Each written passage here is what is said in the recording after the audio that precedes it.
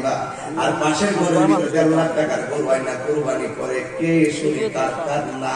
পাশের ঘরে কুরবানি দেয় নাই, ভিতরে বুক ফাটা কান্না।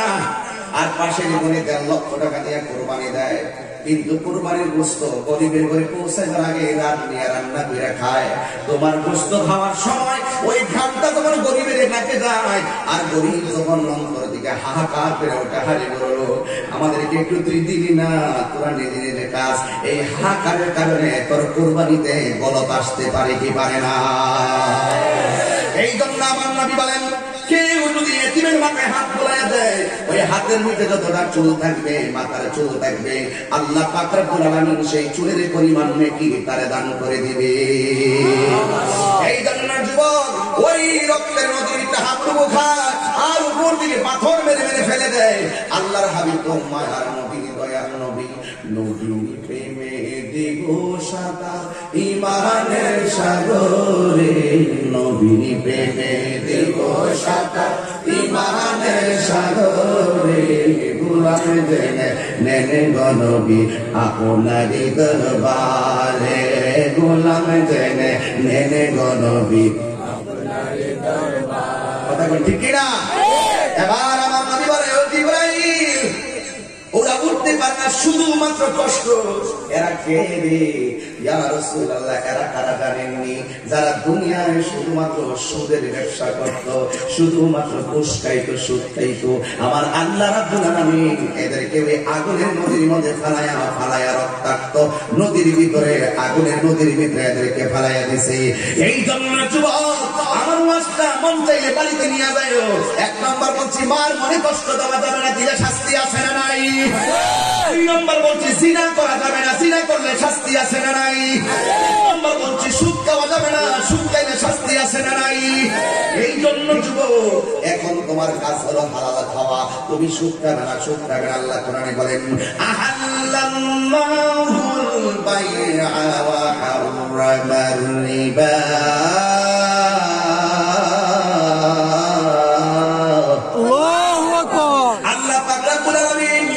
ব্যবসাকে হালাল করে দিয়েছেন, সুদকে আমার আল্লাহ হারাম করে দিয়েছেন। আমার নবী বলেন, সুদের 70টা গুনাহ, এর ভিতরে সর্বনিম্ন গুনাহ হলো নিজের আপন মায়ের সঙ্গে জিনা করা। জোরে কি নাউজুবিল্লাহ বলবেন না? হাসরের ময়দানে অনেকগুলো মানুষের পেট পুরে একেবারে বড় হয়ে থাকবে। রাসূল জিজ্ঞাসা করবে, আল্লাহ গো এরা কারা গো, যাদের পেট গুলো কাল বুয়ুতিন ঘরসমূহের মতো দেখা যায়? আল্লাহ রাব্বুল আলামিনের পক্ষ থেকে আওয়াজ আসবে, হে বন্ধু, এরা দুনিয়ার ভিতরে সুদ খাইতে খাইতে অনেক টাকা জমাইছে। এই টাকাগুলো আমি আল্লাহ আজকে সর্পে পরিণত করেছি। শুধুমাত্র সর্পে পরিণত করে নাই, আমার আল্লাহ পাক রব্বুল আলামিন ওই পেটের ভিতরে সর্প দিয়া দংশন করাইতেছে। ওই সাপের বিষ কেমন জানেননি? ওই সাপটা যদি দুনিয়াতে একবার শ্বাস ফালাইতো, সারাটা পৃথিবীর গাছপালা বিষের যন্ত্রণায় ধ্বংস হয়ে যেত। আল্লাহু আকবার। এবার আমার নবী ডাক দিয়ে জিবরাইল, এরা কেন সুদ খাইছো? আমার দেশে সুদ আছে না নাই? আওয়াজটা আসতে আসতে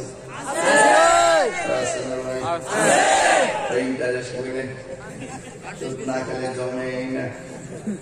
কত টাকা হয়েছে সুদ? 10,000 টাকা হাওলা দিব, মাসে কত দিবা?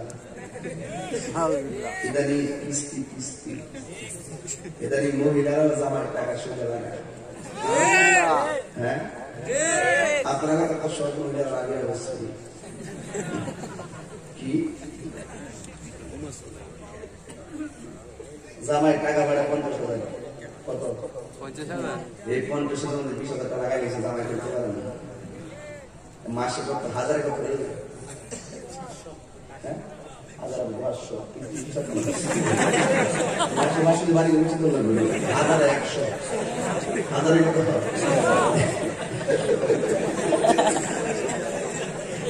এই সব ডিসকাউন্ট হয়।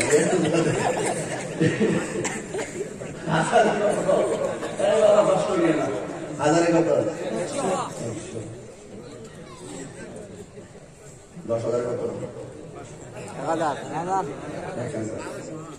10,000 কত? 1200। এক কত?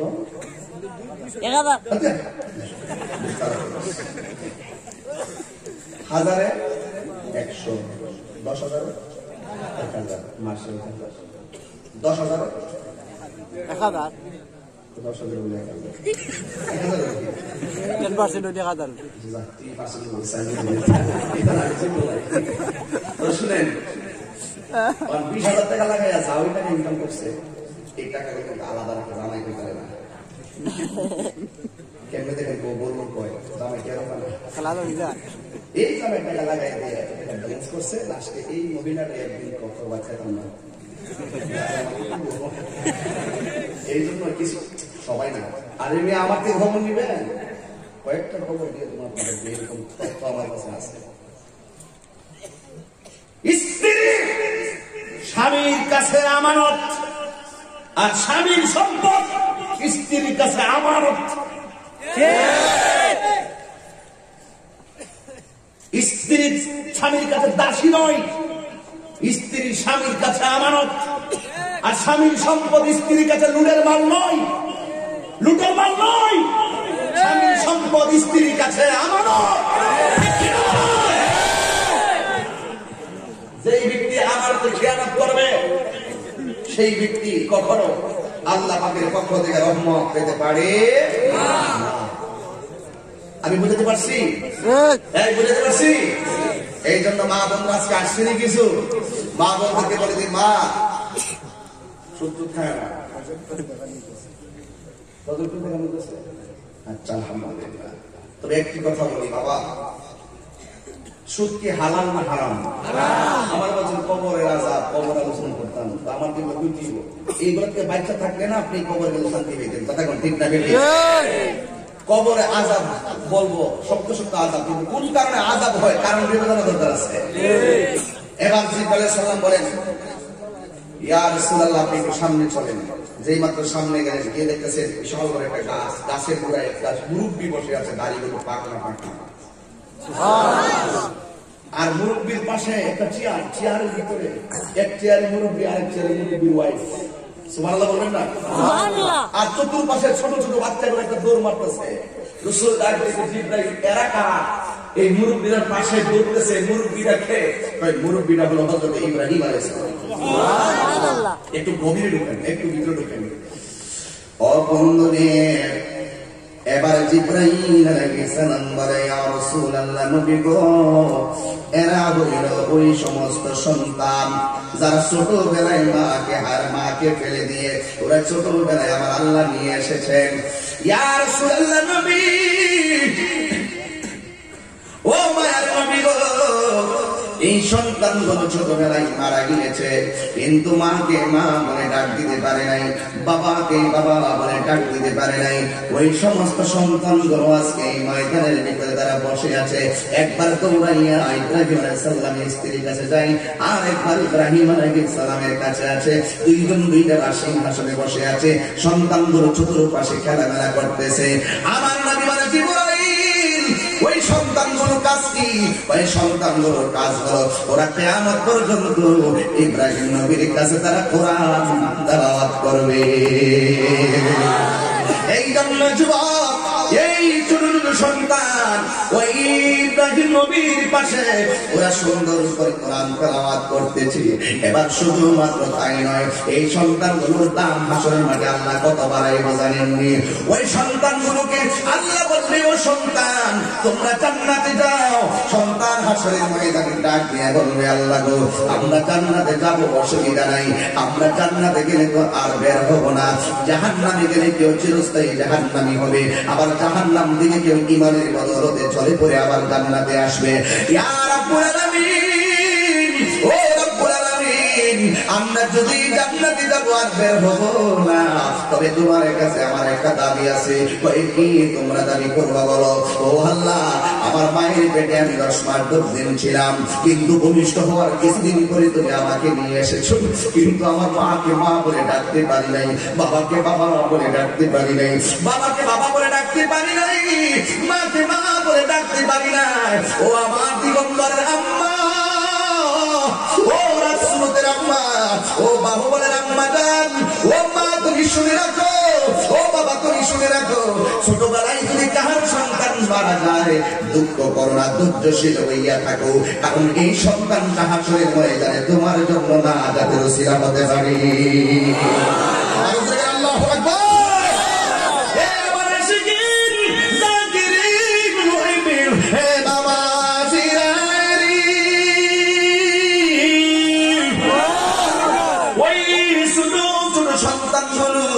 আল্লাহর ডাক দিয়ে বলবে, আল্লাহ আমার আম্মা কই, আমার আম্মা কই, আমার আম্মা কই। আল্লাহ বলবেন, তোর আম্মা কিছু জান্নাতে, ঠিক আছে আমি জান্নাতে গেলাম, আবার কিছু কুলাপান করবার, আমার আম্মা কই। উপর থেকে আওয়াজ আসবে, তোর আম্মা দোজখে। যখন ছোট বাচ্চার আম্মার কথা বলবে দোজখে, ওই মুহূর্তে সন্তানটা ডাক দিয়ে বলবো, আল্লাহ তুমি বলছো আমরা জান্নাতে যাওয়ার জন্য, আজকে মিজানের পাল্লায় আমাদের হিসাব হবে না, মিজানের পাল্লা আমাদের আমলনামার ওজন করা হবে না। আল্লাহ তুমি কবরের ভিতরে নিয়েছো, কবরের ভিতরে আমাদের কবরের প্রশ্নের জবাব দেওয়া লাগে নাই, আমাদের প্রশ্নের জবাব দিয়া দিয়েছে ফেরেশতারা। বুঝেন না বাস্তা, আমাদের কবরের প্রশ্নের জবাব দিয়ে দিয়েছে ফেরেশতারা। আজকে তুমি মনির আমাদেরকে গুনাহ এবং নেকির ওজন করবা না, বিনা হিসেবে তুমি জান্নাতে দিয়ে দিবা। ঠিক আছে আমরা জান্নাতে চলে যাব, কিন্তু যাওয়ার আগে তোমার কাছে একটা প্রশ্ন আছে। ওই কি প্রশ্ন? এবার ডাক দিয়ে আল্লাহ গো, তুমি বলছো আমার আম্মা দুজখো, আমি যদি জান্নাতে যাই, ছোটবেলায় মাকে দেখে আসতে পারি নাই, মাকে মা বলে ডাকতে পারি নাই। ও বন্ধু, গতকাল এই কথাটা বাসকালে বলেছিলাম, মানুষ কান্নার চর করে ফেলেছে বন্ধু। এই ছোট বাচ্চা যারা হারাইছে এদের কলিজাটা ফেটে যায় রে বাবা। ও বন্ধু, ছোট বাচ্চাগুলো আল্লাহর ডাক দিয়ে বলবে, আল্লাহ আমার আম্মারে তো ছোটবেলায় দেখতে পারি নাই, আম্মা বলে ডাকতে পারি নাই, তুমি আমরা নিয়ে এসো, তুমি পাঠাইছো, তুমি নিয়ে আসছো, তোমার ব্যাপারে আমাদের কোনো অভিযোগ নাই, তবে একটা দাবি আছে, আমরা যেহেতু বেহেশতে যাবো, আমার আম্মা যখন দোজখে, আমার আম্মারে শেষবারের মতো একবার দেখতাম চাই। আল্লাহ ডাক দিয়ে বলে, তোমার আম্মা দোজখে, ও আল্লাহ দোজখ থেকে বাইরে গিয়ে দেখাইয়া দাও। এবার আল্লাহ ডাক দিয়ে বলে, মালিক, মালিক কেনা চিনেননি? এই মালিক হলো জাহান্নামের দারোয়ান, জান্নাতের দারোয়ানের নাম হলো রেদওয়ান, আর জাহান্নামের দারোয়ানের নাম হলো মালিক। আল্লাহ ডাক দিয়ে বলবে, মালিক জাহান্নামটা ফুল, এই বাচ্চাগুলোর মাকে বের কর। এবার মা গুলো বের করবে, বাবা গুলো বের করবে, যাদের সন্তান ছোটবেলার সন্তানগুলো মা দুজকে বাবা দুজকে, এদেরকে যখন সুন্দর করে বের করবে, ও বন্ধু সন্তানগুলো তাকে দেখব, মায়ের শরীরের মধ্যে কোনো গোশত নাই, শুধুমাত্র কঙ্কালের মতো হাড্ডিগুলো আগুনে, জাহান্নামের আগুনে লাল লাল হয়ে রয়েছে। বাবার শরীরের মধ্যে কোনো গোশত নাই, তার বাবার শরীরের হাড্ডিগুলো লাল লাল হয়ে রয়েছে। এবার আল্লাহ ডাক দিয়ে, তুই দেখছলি? ও আল্লাহ দেখছি, ও আল্লাহ দেখছি, সহ্য হয় না। সন্তান ডাক দিবি, আল্লাহ গো আমার আম্মা দুজখে আমি বেহেশতে, কত সেই আম্মার এখন পেট দেখতেছি না, শুধুমাত্র হাড্ডি আগুন দিয়া জ্বলে গো। ও আল্লাহ আমার আরেকটা দাবি আছে। কই কি দাবি আছে?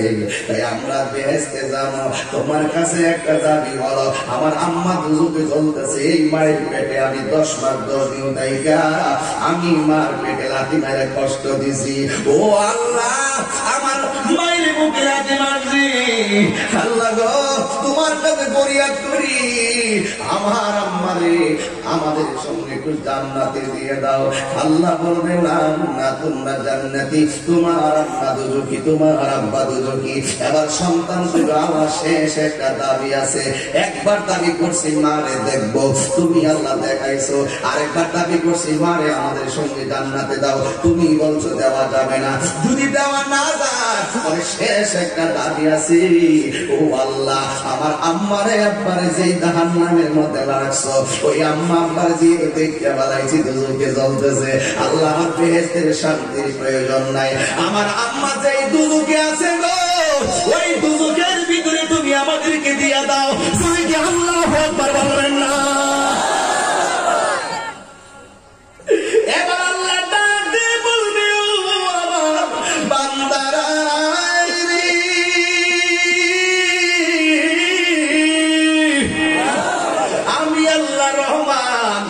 আমি আল্লাহ রহিম,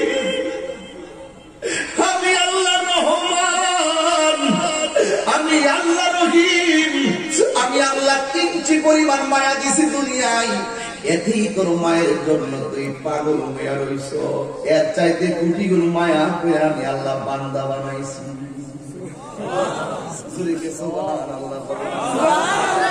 ছোট্ট একটা মায়া পাইয়া মার পেটে থাকছস, লাথি মারছস, এই মায়া কইরা তোর মা কি বেহেশতে নিতে যাবি না? দরখাস্ত করছস, আবার না দিলে দুজকে থাকবি। এর চাইতে কোটি গুণ মায়া করে আমি আল্লাহ বান্দা বানাইছি। লাকাদ খালাকনাল ইনসানা ফি আহসানি তাকওয়িম।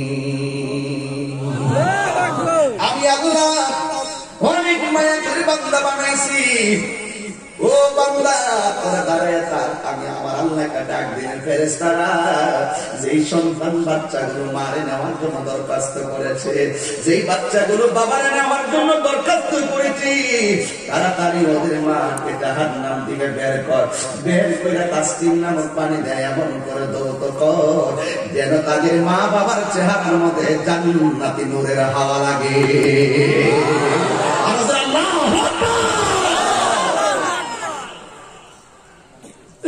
এবার ওই সন্তানগুলো মাকে জাহান্নাম থেকে বের করবি, আমার আল্লাহ তাদের দরখাস্ত কবুল করবে। শুধুমাত্র তাই নয়, আমার নবী বলেন ইয়াশফাউ ইয়াউমাল কিয়ামাতি সালাসাতুল আমবিয়াউ সুম্মা উলামাউ সুম্মা শুহাদা। হাশরের ময়দানে তিন ধরনের মানুষ আল্লাহর দরবারে সুপারিশ করবে। এক নম্বর হলো আলেমগণ, দুই নম্বর হলো শহীদগণ, তিন নম্বর স্পেশাল পাওয়ার হলো নবীগণ, আর আল্লাহ হবেন হাকিম, আর আমার নবী হবে সকল নবী এবং উম্মতের পক্ষ থেকে ওকিল। আর জবান করে আল্লাহু আকবার। আল্লাহর হাবিব ডাক দিয়ে কয়, ও জিবরাইল, ওরা কি করে? এরা কোরআন তেলাওয়াত করে। আল্লাহু আকবার। কি তেলাওয়াত করে? কোরআন তেলাওয়াত। ছোট বাচ্চাগুলো কোরআন তেলাওয়াত করে। মারে মা ডাকতে পারে নাই, বাবারে বাবা ডাকতে পারে নাই, ওই জায়গায় তারা তাদের পাশে যায় কিয়ামত পর্যন্ত জমা হবে। এই জন্য যুবক, কোরআন তেলাওয়াত এমন একটা তেলাওয়াত, আজকে দিগম্বরে ঘরে ঘরে কোরআন পাওয়া যায়। এই কোরআনের উপরে ময়লা করে থাকে, যেই কোরআনের গিলাফের উপরে ময়লা করে থাকে, খবরদার খবরদার খবরদার। শুধুমাত্র রমজান মাস আসলেই নামাজের জন্য পাগল হয়ে যায়, অথচ তুমি জানো না হাশরের ময়দানে সর্বপ্রথম হিসাব হবে নামাজের হিসাব। কথা বলেন ঠিক কিনা? হাশরের ময়দানে সর্বপ্রথম হিসাব হবে নামাজের হিসাব। অযুব, তোমাকে অনুরোধ করি, 5 ওয়াক্ত নামাজে তুমি দাঁড়ায় যাও, আর ওই ঘরের কোরআনের মধ্যে যে কোরআন শরীফটা আছে, ওই কোরআনটা সপ্তাহে দিনে একবার তেলাওয়াত করো, একবার নয় 1 পৃষ্ঠা তেলাওয়াত করো। আমার নবী বলেন, যার ঘরের ভিতরে কোরআন আছে কিন্তু কোরআন তেলাওয়াত নাই, এই ঘরের ভিতরে আল্লাহর রহমত প্রবেশ করে না, ওই ঘরের ভিতরে রহমত আর বরকত চলে যায়। এই জন্য যুবক আমার, আজকে রাসূলের মাহফিলে এই বাহুবল এই হবিগঞ্জের জমিনে যারা এসেছেন, আপনারা আগামীকাল থেকে কোরআন তেলাওয়াত করবেন, কারণ এই কোরআন তেলাওয়াত একটা অক্ষর যদি কেউ তেলাওয়াত করে, A B C D E F G S I J K L M N O P Q R S T U V W X Y Z, বাউল হলো 5টি, A E I A E I O U। এই 5টি বাউল আর বাকিগুলো consonant. এইগুলো যতই আপনি পড়েন না কেন কোনো নেকি পাবেন না, কিন্তু কোরআন শরীফের একটা অক্ষর যদি কেউ পড়ে, আমার নবী বলেন তার আমলনামায় 10টা নেকি দান করে দাও। যদি আগুন লেগে ধ্বংস হয়, যদি আগুন লেগে ধ্বংস হয় বাবু বলে বইয়ের দোকান, তবে বিশ্ব থেকে হারাবে না পবিত্র কোরআন, বিশ্ব থেকে হারাবে না পবিত্র কোরআন। ঠিক কিনা বলে? কি করে পড়বে কোরআন, কি করে পড়বে কোরআন? আগুনের তেজ, আজ বিশ্ব জুড়ে লক্ষ লক্ষ কোরআনে হাফেজ। তারা ছাপাইয়া আসমানি গ্রন্থ, তারা ছাপাইয়া আসমানি গ্রন্থ রাখিবে ইমামের মান। বিশ্ব থেকে হারাবে না পবিত্র কোরআন, বিশ্ব থেকে হারাবে না পবিত্র কোরআন। যদি আগুন লেগে ধ্বংস হয়, যদি আগুন লেগে ধ্বংস হয় এই হবিগঞ্জের বইয়ের দোকান, বিশ্ব থেকে হারাবে না পবিত্র কোরআন, বিশ্ব থেকে হারাবে না পবিত্র কোরআন। পাকিস্তানের সামরিক শাসক বলল বিমান দুর্ঘটনায় ভাই, বিমান পড়ে চাই বইল কোরআন পড়ে নাই।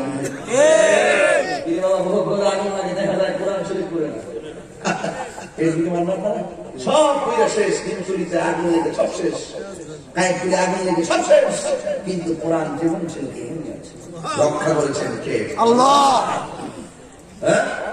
পাকিস্তানের সামরিক শাসক বলল বিমান দুর্ঘটনায় ভাই, বিমান পড়ে চাই বইল কোরআন পড়ে নাই। সুবহানাল্লাহ বলবেন না?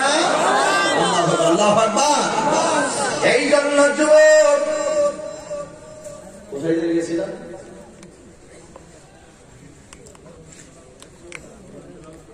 কোরআন তেলাওয়াত করতেছে, আল্লাহু আকবার বলেন না?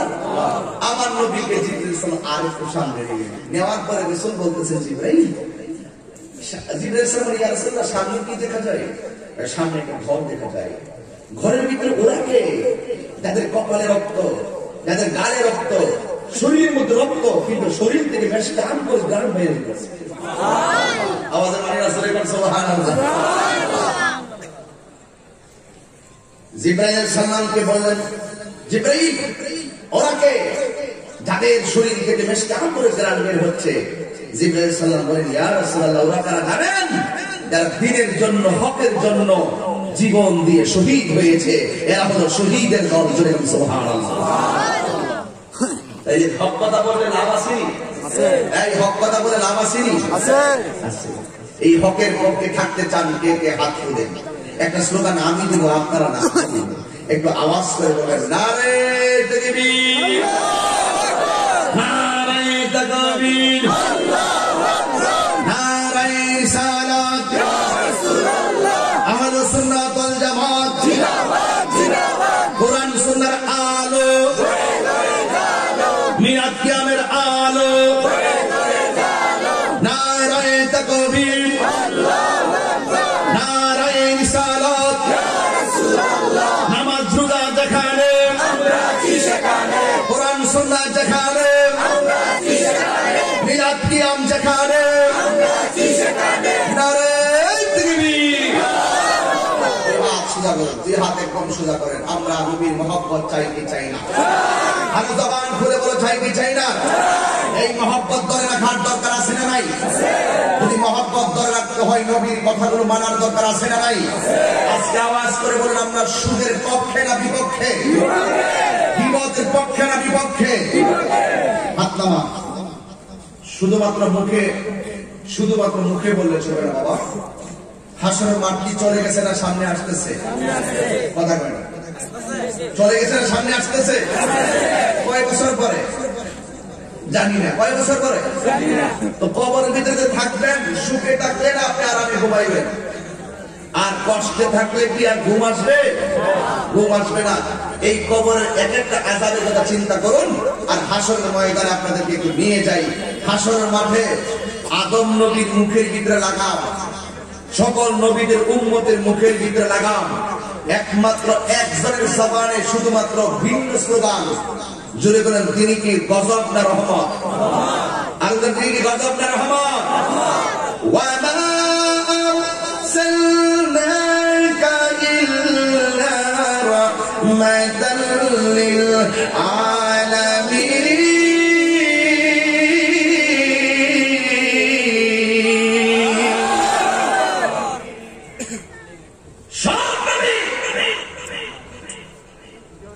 আমি তো অতিরিক্ত বললে আপনারা বলবেন যে বাহিনীর শুধু অতিরিক্ত কথা বলে, আসলে অতিরিক্ত বলি না, কষ্টে বলি। বাংলাদেশের বহুত লোক আছে আমরার মতন এমন ভাবে স্টেজে বৈশা ডাইরেক্ট কি করে জানেন? আরে বরদাস্ত হয় না, এই জন্য প্রতিবাদ না করলে মিথ্যাটা সত্য হয়ে যাবে। এইরকম স্টেজে বসে ওরা এসে বলে আমার নবী হাসরের মাঠে সুপারিশ করবো তো দূরের কথা, নিজের জান নিয়েই নাকি ঠেলাতে। আপনার কি নবীর মত না? কথা না নবীর মত না? আপনার গায়ে কি একটু আগুন লাগবে না? আমার নবী হলো জান, আমার নবী হলো ঈমান, এই নবী সুপারিশ করবেন। আর এই মঞ্চে ওয়াজের মঞ্চের প্রতিবাদ ওয়াজের মঞ্চ তৈরি করতে হয়, এই জন্য আমরা না বলেও পারি না। কথা বলেন ঠিক না?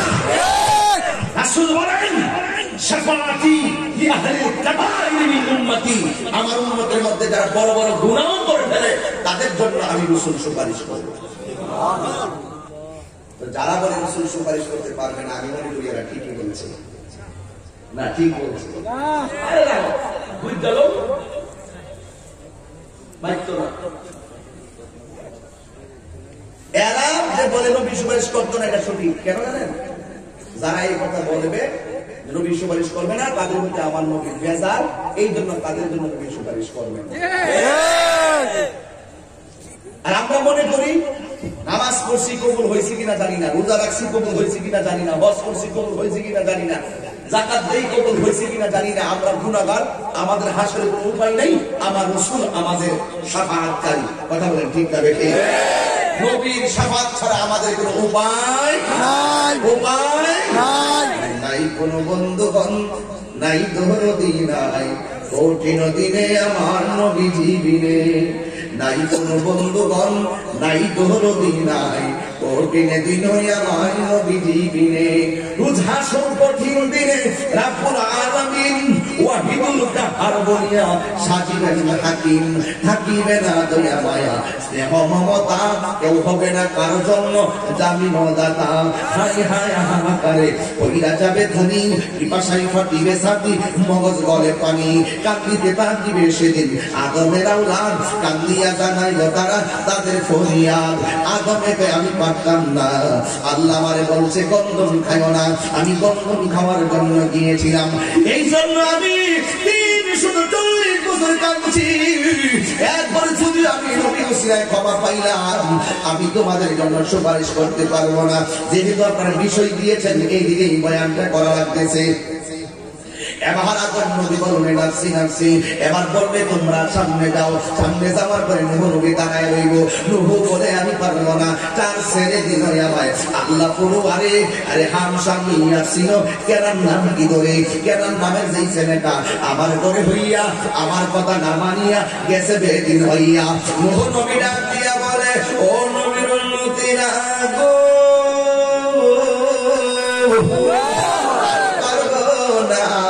তোমরা সামনে চলে যাও।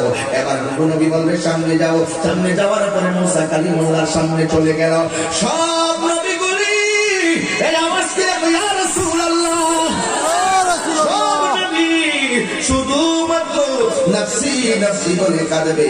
একমাত্র আমার নবীর ব্যাপারে ঈসা পয়গম্বর ডাক দিয়ে বলবে, ও নবীর উম্মতের দল, একটু সামনে যাও। সামনে যাওয়ার পরে যায়া দেখবে আমার নবী রহমাতুল লিল আলামিন সাজদার ভিতরে ওই মাকামে মাহমুদের কুরাই করে থাকবে।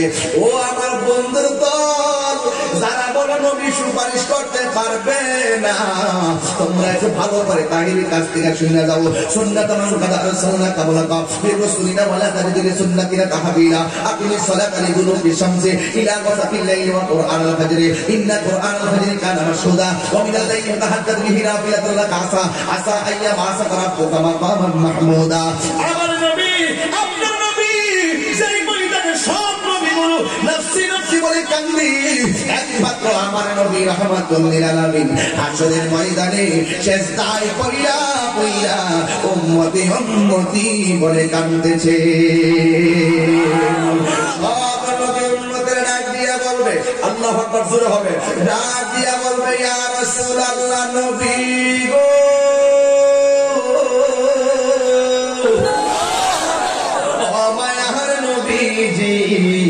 আপনি মেহেরবানি করে আমাদের জন্য একটু তাকান না। কিন্তু আমার নবী ফিরেও তাকাবে না। কেন তাকাবে না জানেননি? কারণ আমার আল্লাহর সামনে কেউ কথা বলতে পারবে না। আদম নবী কথা বলার সাহস পাই না, ইব্রাহিম নবী কথা বলার সাহস পাই না, জাকারিয়া নবী কথা বলার সাহস পাই না। আমার নবী উম্মতের ডাক শুনেও মাথা মুবারক তুলে না। কারণ আমার আল্লাহ দুইটা রং ধারণ করবে, এক কারণ হলো কাহার, তখন আমার আল্লাহ কাহার থাকে। এই জন্য আমার নবী মাথা মোবারক তোলে না। ও নবী গো, ও নবী গো, আপনি এতদিন উম্মতের জন্য কেঁদেছেন, পাথরের আঘাত খেয়েছেন, রক্ত মোবারক জড়িয়েছেন, সেখানে নবী উম্মতের জন্য কেঁদেছেন। ইয়া রাসূলুল্লাহ নবী, ও মায়ের নবী গো, আজকে বিপদের দিনে উম্মত আপনার কাছে শেষ সম্বল হইয়া হাজির হয়েছে, আপনি যদি আমাদের দিকে একটু ফিরাও তাকান না।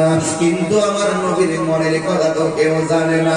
আমার নবী যাহা বুঝে কেউ বুঝে না, আমার নবী যাহা দেখে তা কেউ দেখে না, আমার নবী যা শুনে তা কেউ শুনে না। এই কথা বলিয়া আমার নবী রাহমাতুল লিল আলামিন সাজদা থেকে মাথা মোবারক তুলে না, উম্মতের জন্য তাকায়ও না। কিন্তু নবীর মনে মনে একটা স্বপ্ন লালন করতেছে, আল্লাহ যেহেতু কাহার, আল্লাহ যত রহমান না হবে আমি মাথা মোবারক তুলবো না। কিন্তু আমার নবী তো, আমার আল্লাহ তো নবীর সন্তুষ্টি কামনা করে। আল্লাহু আকবার। আমার আল্লাহ তো নবীর সন্তুষ্টি কামনা করে। আমার আল্লাহ রাব্বুল আলামিনের সাথে সাথে কাহার থেকে রহমান হয়ে গিয়া আমার আল্লাহ জীবনে কোনোদিন নবীর ইয়া মুহাম্মদ কইয়া ডাক দেয় নাই, কিন্তু হাসরের ময়দানে ইয়া মুহাম্মদ কইয়া ডাকটা দিব। বুখারী শরীফ কিতাবুল আম্বিয়া 2য় খণ্ড শেষ দিকের হাদিসের শেষ দিকের ইবারত। ও কওমি মাদ্রাসার ভাইরা, ও কওমি মাদ্রাসার আলেমরা, একটু ভালো করে খেয়াল করুন। বুখারী শরীফের হাদিস, ওই হাদিসের ভাইরা, বুখারী শরীফের হাদিস কেমনে তুমি অস্বীকার করবা? এমনি আপনি অস্বীকার করবেন, আমাদের এই জন্যই তো রাগ উঠে যাই, এই জন্য আমরা বরদাস্ত করি না। তাহিরে জুতা দিয়া পিটা দাও, তাহিরি কিছু বলবে না। তাহিরি বাবার তুল্লা গালি দাও, তাহিরি কিছু বলবে না। মার তুল্লা গালি দাও, তাহিরি কিচ্ছু বলবে না। কিন্তু আমার নবীর বিরুদ্ধে যদি কেউ কথা বলো, আমি তোমাকে বরদাস্ত করতে পারবো না, এটাই হলো স্বাভাবিক। কথা বলেন ঠিক কিনা?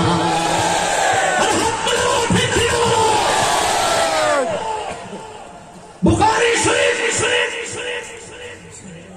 2য় খণ্ড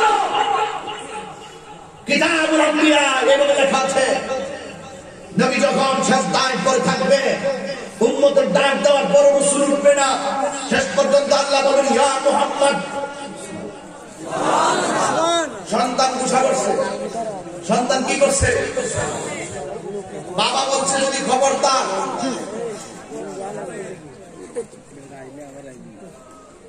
বাবা বলছে খবরদার ঘরে ঢুকতে তোর ভিড়াবো। মা বলছে তোর ঘরে খাবার নাই, ঘরে ঢুকতে তোর খবর আছে। রাত 10টা পর্যন্ত ছেলে ডরে ঘরে ঢুকে না। হঠাৎ করে বাবা ডাক দিছে, কিরে মানি কই তুই, ঘরে আয়। বাবার আছে না পানি? আল্লাহ ডাক দিছে, ও মুহাম্মদ সাল্লাল্লাহু আলাইহি ওয়াসাল্লাম, ইয়া মুহাম্মদ। এরপর আল্লাহ সাকা, হে বন্ধু, সবাই বলে নাফসি নাফসি। ইয়া রাসূলুল্লাহ, আপনি সাজদায় পড়ে আছেন, আপনি মাথা মুবারকটা তুলেন। তার মানে প্রমাণ হয়ে গেল আল্লাহ যাতে কাহার ছিল, একদম কঠিন অবস্থা ছিল, আল্লাহর সেই কাহার থেকে রহমান হয়ে গেছে নবীর ইসলাম। ডাক দিয়া বললেন ইয়া মুহাম্মদ সাল্লাল্লাহু আলাইহি ওয়াসাল্লাম, এরপর রাসাকা ওয়াসালতু তাওয়াশফাতু শাফা। এ নবী মাথা মুবারক তুলেন। কে কত গুনাহ করছে আমি জানি, কে কত নেকি করছে আমি জানি, কে কত গুণ, কে জান্নাতে যাবে সেটাও আমি জানি, কে জাহান্নামে যাবে সেটাও আমি জানি। এরপর আমি আল্লাহ সাজাইছি হাসরের ময়দান, প্রমাণ করব আপনার শান আর মান। আপনার মাথা মুবারকটা তুলুন।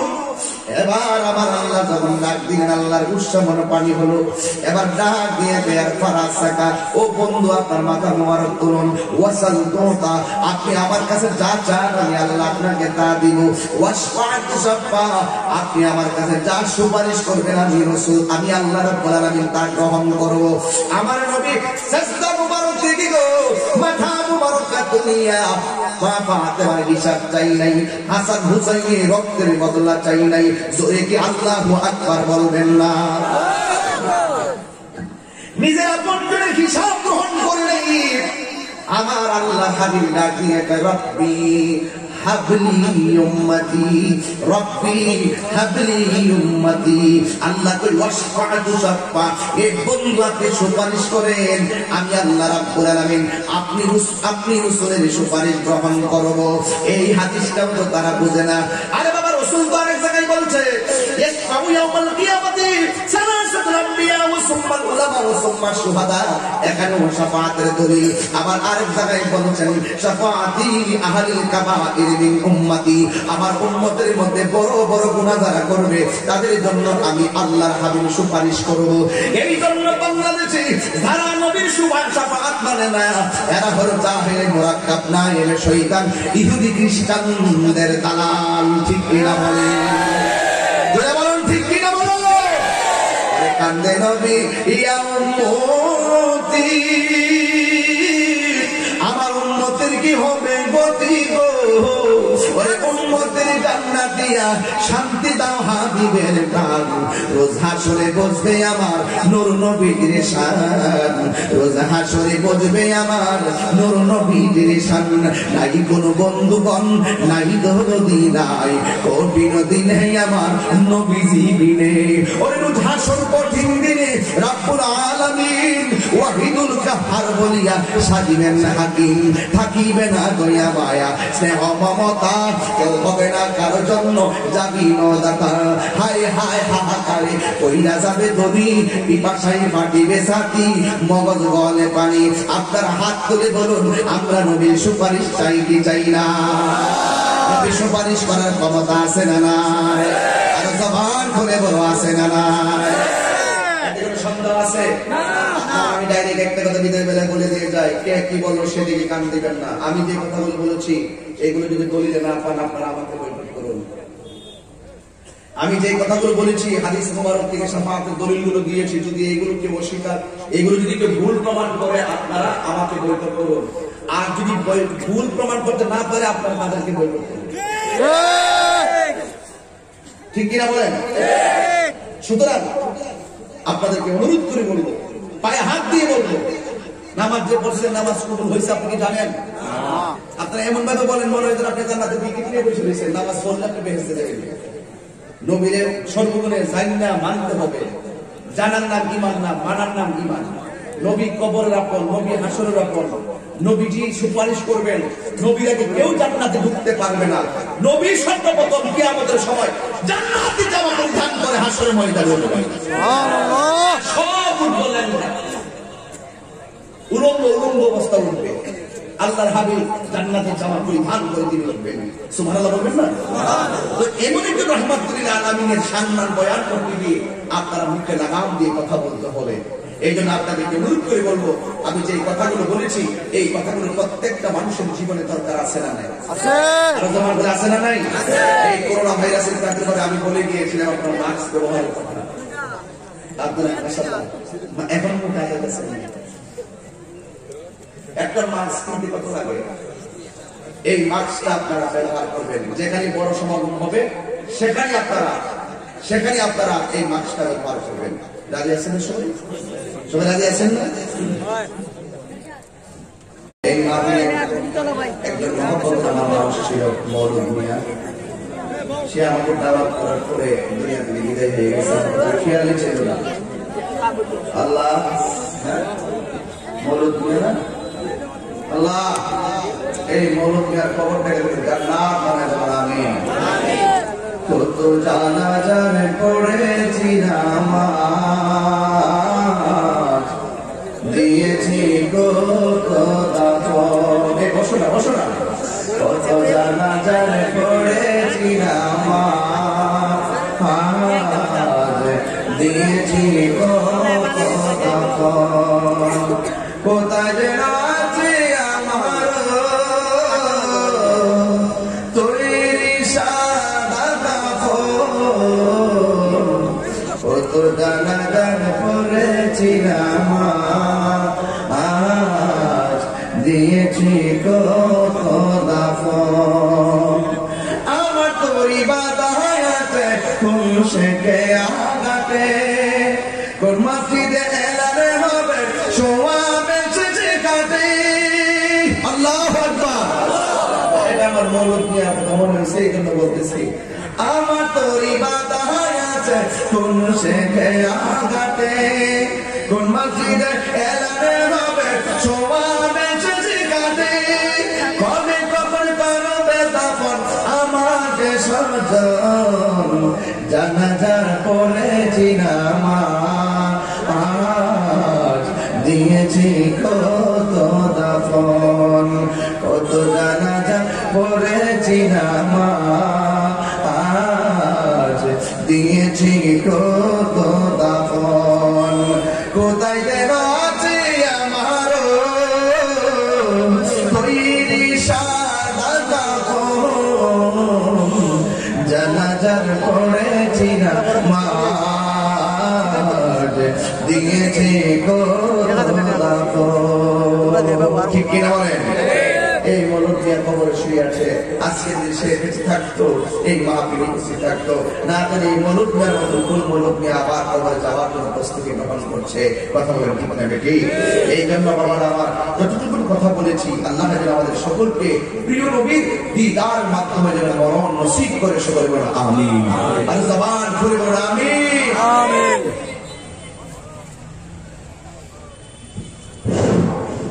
সম্মানিত উপস্থিতি আমাদের আজকের মাহফিলে বিভিন্ন স্থান থেকে অনেক গণ্যমান্য ব্যক্তিবর্গ এসেছেন আমাদের মাহফিল কর্তৃপক্ষের পক্ষ থেকে সবাইকে জানাই আন্তরিক অভিনন্দন এবং শুভেচ্ছা আমি দুই একজনকে দু একটি কথা বলার সুযোগ না দিলে আসলে কৃপণতা মনে হচ্ছে আমি শুভেচ্ছা বক্তব্য রাখার জন্য সবাই অনুরোধ করছি আশফান্দি থেকে আগত বিশিষ্ট সাংবাদিক ব্যক্তিত্ব জনাব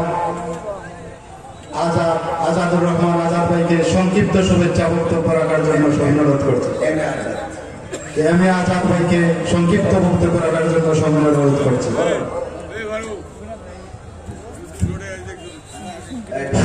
আসসালামু আলাইকুম সম্মানিত উপস্থিতি আজকের সভা সম্মানিত সভাপতি এবং আজকের এখানে উপস্থিত আছেন প্রধান অতিথি এবং প্রধান আকর্ষণ সুন্নিয়তের অত্যন্ত প্রহরী যাকে তরুণ সমাজের আইকন হিসেবে বিবেচিত করা হয় পীর ও মুফতি গিয়াসউদ্দিন হুজুর আর তাইরি হুজুর সহ আরো অনেকে উপস্থিত আছেন নাম জানা এবং না জানা অনেকে উপস্থিত আছেন সবাইকে আমার পক্ষ থেকে আন্তরিক শুভেচ্ছা এবং রাজপুতের আয়োজক কর্তৃপক্ষকে এত সুন্দর আয়োজনের জন্য আমি শুভেচ্ছা জানিয়ে হুজুর কাছে আমি দোয়া কামনা করে আমার সংক্ষিপ্ত বক্তব্য এখানে শেষ করছি সবাইকে আসসালামু আলাইকুম।